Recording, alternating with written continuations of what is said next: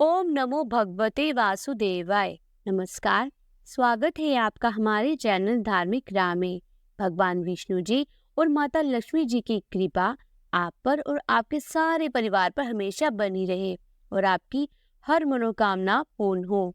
तो दोस्तों, आज की वीडियो में हम बात करेंगे श्रीमद् भागवत गीता के पहले अध्याय की। वीडियो को शुरू करने से पहले मैं आपको एक बात बताना चाहूंगी कि अगर आपको वीडियो अच्छी लगे तो उसे लाइक करें और कमेंट बॉक्स में जय श्री कृष्णा जरूर लिखिएगा। और अगर आप चैनल पर पहली बार आए हैं तो चैनल को सब्सक्राइब करके बेल आइकन के बटन को प्रेस कीजिएगा। श्रीमद् भागवत गीता के पहले अध्याय को शुरू करने से पहले हम भगवान श्री हरि विष्णु जी का स्मरण करेंगे, अर्थात उनका ध्यान करेंगे, जिनकी आकृति अतिशय शांत है, जो शेषनाग की शया पर शयन किए हुए है, जिनकी नाभि में कमल है, जो देवताओं के भी ईश्वर है और संपूर्ण जगत के आधार है, जो आकाश के सदृश स्वत्र व्याप्त है, नीलमेघ के समान जिनका वर्ण है, अतिशय सुंदर जिनके संपूर्ण अंग है, जो योगियों द्वारा ध्यान करके प्राप्त किए जाते हैं, जो संपूर्ण लोकों के स्वामी है, जो जन्म मरण के भय का नाश करने वाले हैं, ऐसे लक्ष्मीपति कमल नेत्र भगवान श्री विष्णु जी को मैं प्रणाम करता हूँ। ब्रह्मा, वरुण, इंद्र, रुद्र और मरुदगण दिव्य स्तोत्रों द्वारा जिनकी स्तुति करते हैं, सामदेव के गाने वाले अंग, पद, क्रम और उपनिषदों के सहित वेदों द्वारा जिनका गान करते हैं, जोगी जन ध्यान में स्थित तदक्त हुए मन से जिनका दर्शन करते हैं, देवता और असुरगण कोई भी जिनके अंत को नहीं जानते, उन परम पुरुष नारायण देव के लिए मेरा नमस्कार है। कंस और चाणूर का वध करने वाले देवकी नंदन, आनंद वर्धन, वसुदेव नंदन, जगत गुरु श्री कृष्ण चंद्र जी की मैं वंदना करता हूँ। बोलिए कृष्ण भगवान की जय। अब भगवान श्री कृष्ण को ध्यान में रखते हुए श्रवण करते हैं श्रीमद् भागवत गीता के पहले अध्याय का। धृतराष्ट्र बोले, हे संजय, धर्म भूमि कुरुक्षेत्र में एकत्रित युद्ध की इच्छा वाले मेरे और पांडु के पुत्रों ने क्या किया? संजय बोले, उस समय राजा दुर्योधन ने व्यूह रचना युक्त पांडवों की सेना को देखकर और द्रोणाचार्य के पास जाकर ये वचन कहा, हे आचार्य, आपके बुद्धिमान शिष्य द्रुपद पुत्र धृष्टद्युम्न द्वारा व्यूहकार खड़ी की गई पांडु पुत्रों की इस बड़ी भारी सेना को देखिए। इस सेना में बड़े बड़े धनुष वाले तथा युद्ध में भीम और अर्जुन समान शूरवीर, सात्यक और विराट तथा महारथी राजा द्रुपद, धृष्टकेतु और चेकितान तथा बलवान काशीराज, पुरुजीत, कुंती भोज और मनुष्यों में श्रेष्ठ शैब्य, पराक्रमी युधामन्यु तथा बलवान उत्तमौजा, सुभद्रा पुत्र अभिमन्यु एवं द्रौपदी के पांचों पुत्र, ये सभी महारथी हैं। हे ब्राह्मण श्रेष्ठ, अपने पक्ष में जो प्रधान है उनको आप समझ लीजिए। आपकी जानकारी के लिए मेरी सेना के जो जो सेनापति है उनको बतलाता हूँ। आप द्रोणाचार्य और पितामह भीष्म तथा कर्ण और संग्राम विजय कृपाचार्य तथा वैसे ही अश्वत्थामा, विकर्ण और सोमदत्त का पुत्र भूरिश्रवा और भी मेरे लिए जीवन की आशा त्याग देने वाले बहुत से शूरवीर, अनेक प्रकार के शस्त्रों से सुसज्जित और सबके सब युद्ध में चतुर हैं। भीष्म पितामह द्वारा रक्षित हमारी वह सेना सब प्रकार से अजय है और भीम द्वारा रक्षित इन लोगों की ये सेना जीत में सुगम है। इसलिए सब मोर्चों पर अपनी अपनी जगह स्थित रहते हुए आप लोग सभी निसंदेह भीष्म पितामह ही सब ओर से रक्षा करें। कौरवों में वृद्ध बड़े प्रतापी पितामह भीष्म ने उस दुर्योधन के हृदय में हर्ष उत्पन्न करते हुए उच्च स्वर से सिंह की दहाड़ के समान गरज कर शंख बजाया।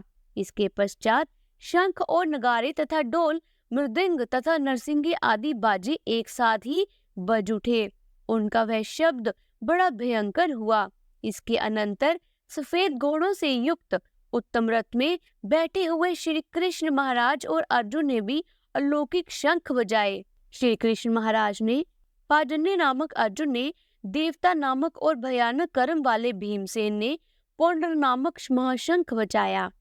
कुंती पुत्र राजा युधिष्ठिर ने अनंत विजय नामक और नकुल तथा सहदेव ने सुघोष और मणि पुष्प नामक शंख बजाए। श्रेष्ठ धनुष वाले काशीराज और महारथी शिखंडी एवं धृष्टद्युम्न तथा राजा विराट और अजय सातकी राजा द्रुपद एवं द्रौपदी के पांचों पुत्र और बड़ी भुजा वाले सुभद्रा पुत्र अभिमन्यु, इन सभी ने हे राजन सब ओर से अलग अलग शंख बजाए और उस भयानक शब्द ने आकाश और पृथ्वी को भी गूंजाते हुए धृतराष्ट्रों के अर्थात अपने पक्ष वालों के हृदय विदीर्ण कर दिए। हे राजन, इसके बाद कपिध्वज अर्जुन ने मोर्चा बांधकर डटे हुए धृतराष्ट्र संबंधियों को देखकर उस शस्त्र चलने की तैयारी के समय धनुष उठाकर हृषिकेश श्री कृष्ण महाराज से ये वचन कहा, हे केशव, मेरे रथ को दोनों सेनाओं के बीच में खड़ा कीजिए और जब तक कि मैं युद्ध क्षेत्र में डटे हुए युद्ध के अभिलाषी इन विपक्षी योद्धाओं को भली प्रकार देख लूं कि इस युद्ध रूप व्यापार में मुझे किन किन के साथ युद्ध करना योग्य है, तब तक उसे खड़ा रखिए। दुर्वृत्ति दुर्योधन का युद्ध में हित चाहने वाले जो ये राजा लोग इस सेना में आए हैं, इन युद्ध करने वालों को मैं देखूंगा। संजय बोले, हे धृतराष्ट्र, अर्जुन द्वारा इस प्रकार कहे हुए महाराज श्री कृष्णचंद्र ने दोनों सेनाओं के बीच में भीष्म और द्रोणाचार्य के सामने तथा संपूर्ण राजाओं के सामने उत्तम रथ को खड़ा करके इस प्रकार कहा कि हे पार्थ, युद्ध के लिए जुटे हुए इन कौरवों को देख। इसके बाद पृथापुत्र अर्जुन ने उन दोनों ही सेनाओं में स्थित ताऊ, चाचों को, दादों परदादों को, गुरुओं को, मामों को, भाइयों को, पुत्रों को, पोत्रों को तथा मित्रों को भी देखा और उपस्थित संपूर्ण बंधुओं को देखकर वे कुंती पुत्र अर्जुन अत्यंत करुणा से युक्त होकर शोक करते हुए ये वचन बोले। अर्जुन बोले, हे कृष्ण, युद्ध क्षेत्र में डटे हुए युद्ध के अभिलाषी इस स्वजन समुदाय को देखो। इस स्वजन समुदाय को देखकर मेरे अंग शिथिल हुए जा रहे हैं और मेरा मुख सूखा जा रहा है तथा मेरे शरीर में कंप एवं रोमांच हो रहा है। मेरे हाथ से गांडीव धनुष गिर रहा है और त्वचा भी बहुत जल रही है तथा मेरा मन भ्रमित सा हो रहा है, इसलिए मैं खड़ा रहने को स्वी समर्थ नहीं हूँ। हे केशव, मैं लक्षणों को भी विपरीत ही देख रहा हूँ तथा युद्ध में स्व जन समुदाय को मारकर कल्याण भी नहीं देखता। हे कृष्ण, मैं तो ना विजय चाहता हूँ और ना राज्य और ना ही सुखों को। हे गोविंद, हमें ऐसे राज्य से क्या प्रयोजन है अथवा ऐसे भोगों से और जीवन से भी क्या लाभ है। हमें जिनके लिए राज्य, भोग और सुख आदि अभिष्ट है, वह ही ये सब धन और जीवन की आशा को त्याग कर युद्ध में खड़े हैं। गुरुजन, ताऊ, चाचे, लड़के और उसी प्रकार दादे, मामे, ससुर, पौत्र, साले तथा और भी संबंधी लोग हैं। हे मधुसूदन, मुझे मारने पर भी अथवा तीनों लोकों के राज्य के लिए भी मैं इन सबको मारना नहीं चाहता, फिर पृथ्वी के लिए तो कहना ही क्या है। हे जनार्दन, धृतराष्ट्र पुत्रों को मारकर हमें क्या प्रसन्नता होगी, इनको मारकर तो हमें पाप ही लगेगा। अतएव हे माधव, अपने ही बांधव धृतराष्ट्र के पुत्रों को मारने के लिए हम योग्य नहीं हैं, क्योंकि अपने ही कुटुंब को मारकर हम कैसे सुखी होंगे।